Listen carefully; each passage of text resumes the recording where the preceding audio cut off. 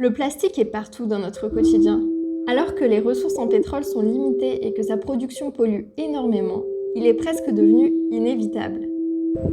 Quand il devient un déchet, c'est un véritable fléau pour la biodiversité puisque dans la nature, il met plusieurs centaines d'années à se dégrader. Prenez les bouchons par exemple. Ils font partie des principaux déchets retrouvés sur les plages. Heureusement, ce n'est pas la destinée de tous les bouchons.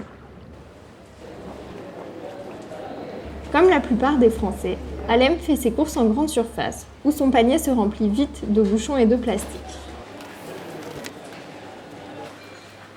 Disons que pour tout ce qui est conserve, je préfère prendre plus des verres que des boîtes de conserve genre normales. Mais sinon, pour toute autre chose, je crois pas parce que la plupart sont en plastique, genre en mode les bouteilles d'eau, les bouteilles du lait. Je fais plus ou moins attention, disons, au tri. Enfin, je les mets de côté, mais sinon, pour acheter, je pense pas que je fais vraiment attention si je prends du plastique ou pas. Le tri pour Alem est devenu une habitude.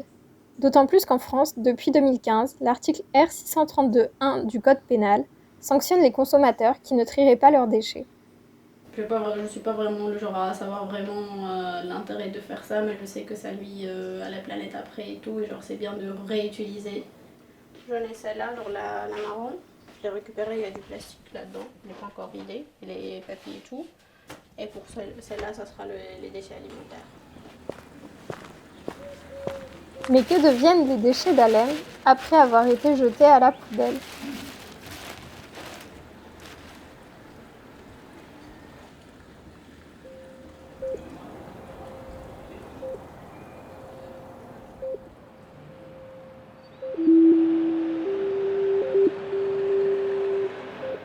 Au petit matin, les éboueurs messins viennent récupérer les ordures pour les déposer au centre de tri.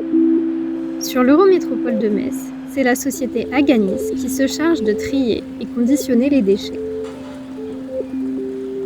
Sur le centre de tri, nous traitons environ 30 000 tonnes de déchets chaque année. La majeure partie de ce que l'on reçoit, c'est le carton.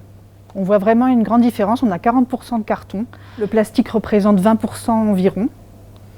Voilà. Et ensuite, de manière un peu plus mince, on a l'acier et l'aluminium. Notre objectif est de trier les matériaux par taille, par forme et par type de matériaux justement. Ensuite, on les compacte sous forme de balles qu'on envoie vers les filières de recyclage. On va retrouver en cabine sur les convoyeurs bleus le papier et le carton, sur les convoyeurs verts les plastiques souples et les plastiques opaques, sur les convoyeurs violets les briques alimentaires et également les bouteilles en plastique transparent notamment. Et sur le rouge, il y aura les refus de tri et ce qu'on appelle également gros de magasin, c'est le petit papier carton mêlé. Pour nos déchets du quotidien, le tapis rouge, c'est celui à éviter, puisque les matériaux qui aboutissent sur cette plateforme ne seront pas recyclés. Un objet trop petit va partir en refus de tri. Le fait de laisser le bouchon sur son emballage permet de pouvoir le recycler. Donc si vous avez une bouteille de lait en plastique, ça va se retrouver sur le convoyeur vert des plastiques opaques. À ce moment-là, ça va aller vers la filière adaptée. Et par exemple, une bouteille d'eau classique avec son bouchon va se retrouver sur le convoyeur violet pour ce qu'on appelle le PET clair. Donc c'est une forme de plastique. On récapitule. Alem jette sa bouteille de jus d'orange avec son bouchon à la poubelle. Elle est ensuite collectée et acheminée à l'usine de recyclage, puis triée selon sa forme, sa taille et sa matière. Comme la bouteille est encore creux en PET clair, elle va cheminer avec son bouchon sur le convoyeur violet. Elle est finalement compactée avec d'autres emballages pour être envoyée à une usine de recyclage. Pour le PET clair, direction le Luxembourg, à l'usine Plastipack, avec laquelle Aganis a un partenariat. À Plastipack, les déchets en PET clair sont transformés en flex, c'est-à-dire en paillettes. Le flex, qu'est-ce que c'est ? C'est la bouteille que vous mettez au tri sélectif, qui passe ensuite dans des centres de collecte qui est collecté et ensuite va aller dans des centres de lavage. Le lavage va les broyer, les trier, laver les bouteilles broyées. Et ce broyat-là est ce qu'on appelle le flex ou la paillette. Les paillettes servent ensuite à fabriquer les préformes. Ces mini-bouteilles seront soufflées par l'embouteilleur pour prendre leur taille normale. Nous produisons environ 13 millions de préformes par jour. Ici, c'est tout ce qui est référence couleur. Donc toutes nos préformes avec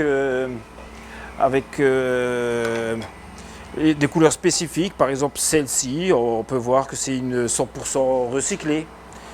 On a des préformes donc, avec 100% recyclé, 50% recyclé, parfois 75%. Tout dépend du client. La législation aujourd'hui oblige les embouteilleurs, pour un volume de moins de 3 litres sur la bouteille, d'avoir au moins 25% de résine recyclée. Là où les clients ont parfois tendance à diminuer le pourcentage de RPET tout en restant dans la législation, c'est par rapport au coût que ça représente. Parce qu'aujourd'hui, depuis plusieurs années, la matière recyclée est plus chère que la matière vierge. Autre point législatif, depuis 2024, l'Union européenne impose aux fabricants d'attacher les bouchons aux bouteilles de moins de 3 litres. Ça, c'est une bouteille avec le bouchon donc, qui reste collé à la bouteille. Avant, le bouchon se dévissait.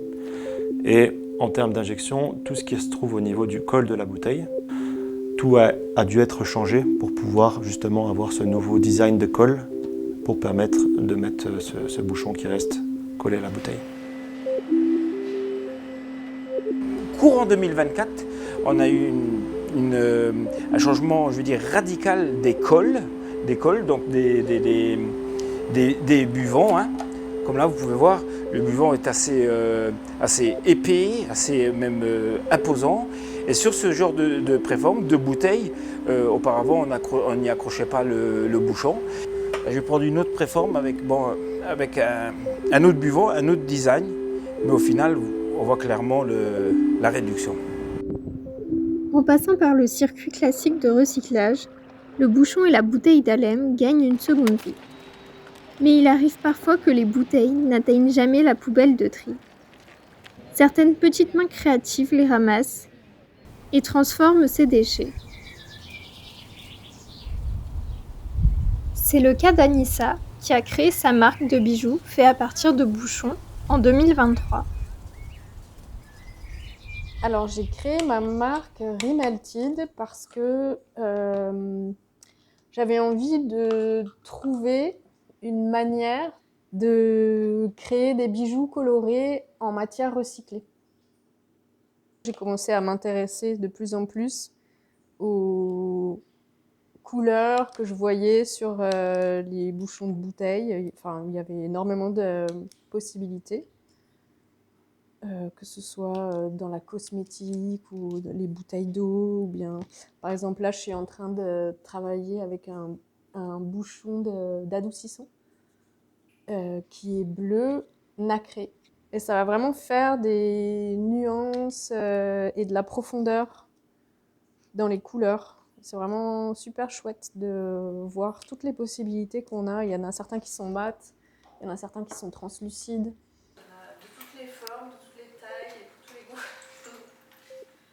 J'ai souvent cette réflexion-là, est-ce que c'est de l'émail, est-ce que c'est bien quand on utilise du transparent, on a l'impression presque que c'est du verre en fait.